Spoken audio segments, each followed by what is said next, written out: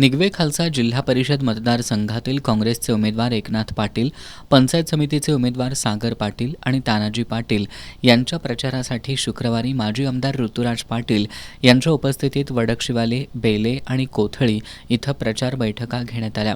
सुरुवातीला वडकशिवाले गावातील सैनिक हॉलमध्ये सरपंच बळीराम पोवार, माजी सरपंच कृष्णात पाटील, अमर पाटील, आजी माजी सैनिक संघटनेचे अध्यक्ष धनाजी पाटील, उपाध्यक्ष शंकर पाटील, प्राध्यापक निवास पाटील यांच्या उपस्थितीत बैठक झाली। या बैठकीत माजी आमदार ऋतुराज पाटील यांनी सैनिक संघटनेच्या सदस्यांशी संवाद साधला। सैनिक हॉल बांधून दिल्याबद्दल सर्व सैनिकांनी ऋतुराज पाटील यांचे आभार मानत संघटनेचे सर्व सदस्य आपल्या पाठीशी असल्याची ग्वाही दिली। यावेळी बोलताना प्राध्यापक निवास पाटील यांनी आमदार सतेज पाटील आणि माजी आमदार ऋतुराज पाटील यांच्या माध्यमातून गावात अनेक विकास कामं झाली असल्याचं सांगितलं।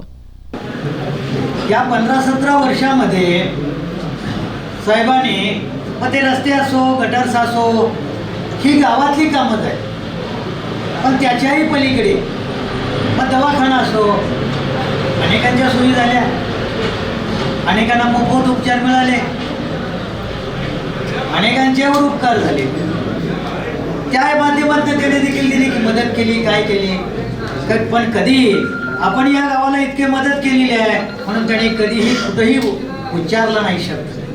म्हणजे इतकी संयमता, इतकी सहनशीलता, इतका सुस्वभाव, हे सगळं आम्ही या नेतृत्वाकडे बघितलं। आम्ही त्यांच्याबरोबर आहोत, आम्हाला आढळले। एक जबाबदारी आहे, जरी साहेबांनी 2 नावं सुचवली असली तरी देखील त्याच्या पाठीमागं त्यांना पाठबळ देण्याचं काम हे तुमचं आमचं असतं। या सभेनंतर बेलेगावचे ग्रामदैवत असलेल्या हनुमान मंदिरात दर्शन घेऊन बैठक घेण्यात आली।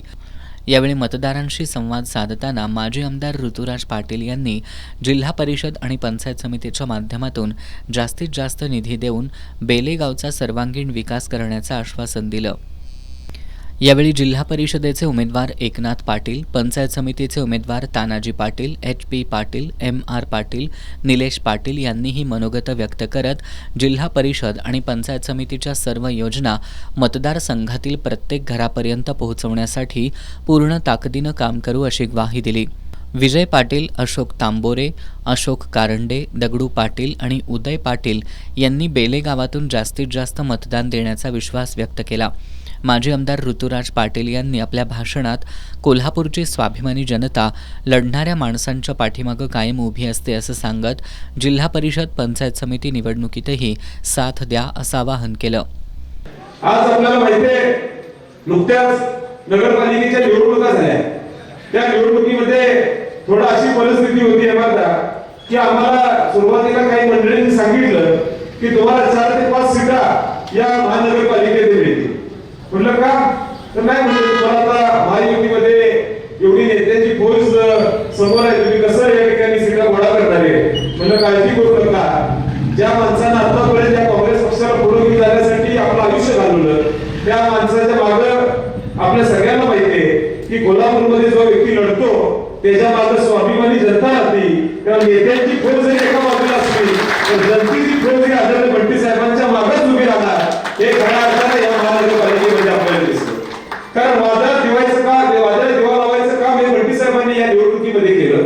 समोर किती मंडळी आली तरी थांबायचं नाही अशी भूमिका बंटी साहेबांनी या निवडणुकीमध्ये घेतली आणि या लढा उभा करण्याचं काम खऱ्या अर्थाने श्री शाहू फुले आंबेडकरांचा विचार जपायचं काम आदरणीय बंटी साहेबांनी केलं।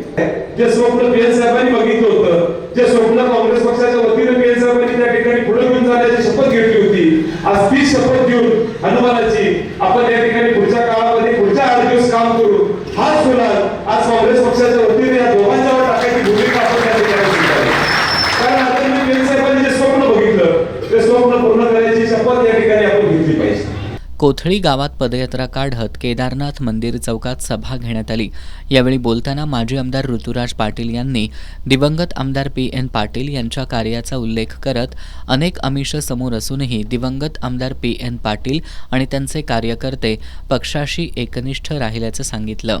आज आदरणीय विलासराव देशमुखांना आपण अनेक वेळा आपल्या कोल्हापूर जिल्ह्यामध्ये आदरणीय PN साहेबांच्या माध्यमातून बघितलं। आदरणीय PN साहेब असतील, आदरणीय बंटी साहेब असतील, आदरणीय स्वर्गीय संपतराव आमटे साहेब असतील, असे अनेक नेते ज्यांनी खऱ्या अर्थानं काँग्रेसची निष्ठा जीवन ठेवण्याचा प्रयत्न त्या ठिकाणी केला। आणि मग आज ही वेळ अत्यंत महत्वाच्या टप्प्यावर आपण आलेलो आहे। जिल्हा परिषद आणि पंचायत समितीची निवडणूक जरी असली पण खऱ्या अर्थानं जो पीएन साहेबांवर आपण गुलाल टाकणार होतो तो गुलाल या जिल्हा परिषद आणि पंचायत समितीमध्ये या दोन्ही उमेदवारांच्यावर टाकायची जबाबदारी आपण घेतली पाहिजे।